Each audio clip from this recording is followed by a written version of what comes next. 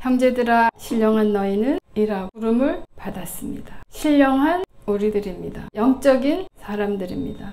우리가 악한 행동을 죄된 말을 하거나 그래서 죄인으로 들어가는 것 아닙니다. 죄인이기 때문에 우리 안에서 나오는 것은 죄밖에 없다는 것을 깨달은 자들입니다. 신령한 영적인으로 들어가는 것도 마찬가지입니다.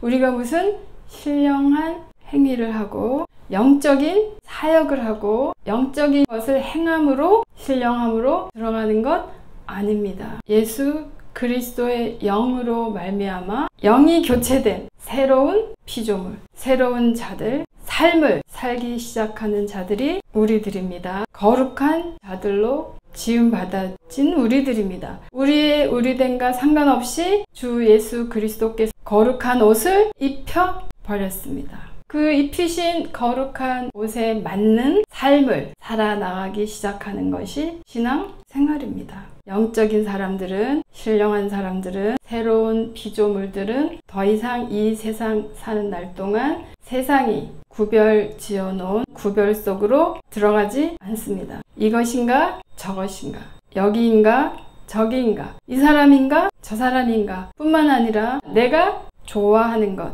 싫어하는 것 구별 지어가며 살아갑니다. 그런데 그것 때문에 우리가 슬픔을 느끼고 사는 세상입니다. 그런 모든 구별을 넘어서게 된 겁니다. 주님이 구별하는 그 자체가 판단, 그 자체가 악이라고 말씀하고 계십니다. 우리는 이 세상의 온갖 구별로부터 자유로워지기 시작하는 사람들입니다. 갈라디아서 6장 15절 16절 같이 봅니다. 할례나 무할례가 아무것도 아니로되 오직 새로 지으심을 받은 자뿐이니라. 오직 새로 지으심을 받는 것만이 중요함이니라. 우리가 살아가는 동안 무엇이 중요한가? 이것이 중요해. 나의 중요와 상대방의 중요가 부딪히면서 슬프고 답답한 것 아닙니까? 이 세상의 그 어떤 것이 중요한 것이 아니라 오직 새로 지음을 받은 자인가 아닌가, 이 생각에서, 가치관에서, 나의 습관에서 나는 오직 새로 지음 받은 속으로 들어가는가 들어가지 않은가를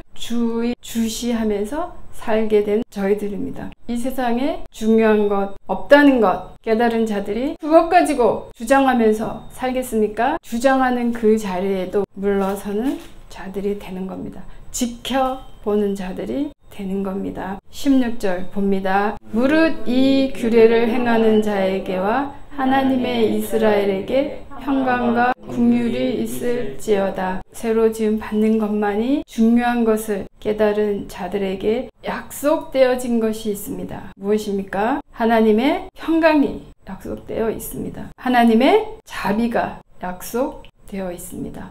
하나님이 나를 자비로 대하십니다. 하나님이 나에게 자비를 주십니다. 우리가 내 영혼아 평안하라, 내 영혼아 평안하라, 평강해야지. 내가 나를 향하여 10번 100번 평안하라 평안하라 한들 나는 압니다. 곧바로 따라 나오는 불안이 있습니다. 근심이 있습니다. 두려움이 같이 따라 나옵니다. 언제 약속되어 있습니까? 이 규례를 행하는 자에게와 하나님의 이스라엘에게 평강이 있습니다. 긍휼이 있습니다. 평강을 노래하는 자라면 새로운 자가 가져야 할 마땅한 생각을 하는가, 행동을 하는가, 내 안에 계신 예수 그리스도의 영을 따르는가, 주 예수 그리스도의 평강을 따라 살 때 흔들리지 않는 겁니다. 말씀이 말하는 바를 살려고 하고 마음을 정했을 때 이제 말씀이 나를 책임져야 합니다. 내가 나를 책임지고 세워가고 붙들고 흔들리지 않고 가려고 하기 때문에 나의 옛 모습이 불안을, 두려움을 끌고 오는 겁니다. 근심을 끌고 오는 겁니다. 그런데 이제 주 예수 그리스도의 영 안에 살고 있다는 것을 깨닫는 만큼 나를 생명 있게 하신 주 하나님이 넉넉하게 책임지겠구나 할 때 흔들리지 않고 요동하지 않은 줄 믿습니다. 어떨 때 평안을 놓칩니까? 나는 평안 속에 있기를 원하는데 자꾸 왜 흔들흔들 하는 거야? 에베소서 4장 14절입니다. 이는 우리가 이제부터 어린아이가 되지 아니하여 사람들의 속임수와 간사한 유혹에 빠져 온갖 교훈의 풍조에 밀려 요동하지 않게 하려 함이라. 사람들의 속임수, 거짓말 했다 안 했다 그 정도가 아니라 사람에게서 나오는 그런 것들 때문에 우리가 요동하는 겁니다. 그런 기준이 나한테 들어왔을 때, 그런 잣대가 나한테 들이밀어졌을 때 흔들리는 겁니다. 우리는 깨어 있어야 됩니다. 또 무엇이 있습니까? 간사한 유혹. 주 예수 그리스도 안에 있기를 원하는 우리를 거기서 나와 같이 내가 있는 곳에 있자고 하면서 나의 약한 곳을 알기 때문에 그곳을 건드리면서 요동치도록 만드는 온 세상의 코드는 우리를 유혹합니다. 모든 교훈의 풍조, 오직 진리 이외에는, 주 하나님의 말씀 이외에는, 예수 그리스도 이외로부터 사람에게 시작된 교훈, 그 교훈을 기준으로 생각하니까 요동하게 되는 겁니다. 어린아이처럼 요동하게 됩니다. 평강으로 들어가게 하지 못하는 어린아이와 같은 그런 것들이 우리를 요동치게 한다는 것 알았습니다. 또 한 가지는 악인들입니다. 이사야 57장 20절입니다. 그러나 악인은 평안함을 얻지 못하고 그 물이 진흙과 더러운 것을 늘 쫓아내는 요동하는 바다와 같으니라. 악인들은 늘 더러운 것, 흙탕물을 솟구쳐내는 요동치는 바다와 같다. 이런 것들 앞에 우리가 있다면 우리도 같이 요동치게 되는 겁니다. 주변에 내 안에 같은 코드가 맞물려 가니까 먼저 내 안에 악인의 코드 있는 것을 보았다면 내 앞에 악인의 코드가 있구나. 요동친다는 말이 무엇입니까? 늘 이랬다 저랬다 울었다 웃었다 조용한가 했더니 시끄럽고. 왜 그렇습니까?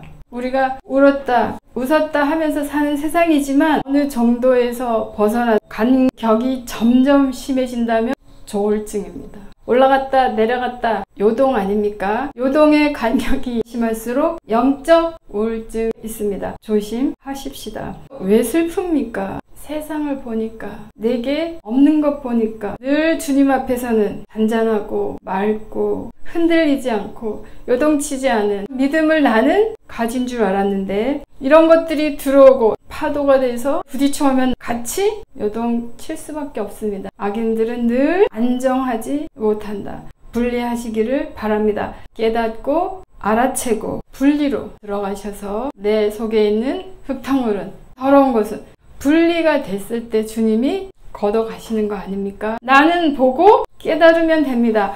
요동치는 파도에 휩쓸려 가는 것이 아니라 예수 그리스도의 보좌 안으로, 평강의 자리로 얼른 들어가는 겁니다. 늘 요동치는, 흐렸다 개었다 슬펐다 기뻤다 이랬다 저랬다 악인의 코드라는 것 깨닫기를 바랍니다. 네, 21절입니다. 내 하나님의 말씀에 악인에게는 평강이 없다 하셨느니라. 이제 우리가 그 전에 내가 살던 육체의 감각이 아니라 내 안에 주 성령님의 영적인 감각으로 하는 말이, 사는 삶이 신령입니다. 내 안에 영이 없는데 무엇으로 영적으로 들어가겠습니까? 사는 동안에 이 세상은 파도로 나를 계속 요동치게 만드는구나. 이 세상의 교훈들은, 세상의 가르침 듣는 순간 나는 요동으로 지금까지 들어갔다면, 높았다 낮아졌다 그랬다면 이제는 주님이 옷 입혀주신 거룩한 옷에 걸맞는 하나가 되어가는 장성 충만, 일평생을 장성한 분량, 충만한 분량의 삶으로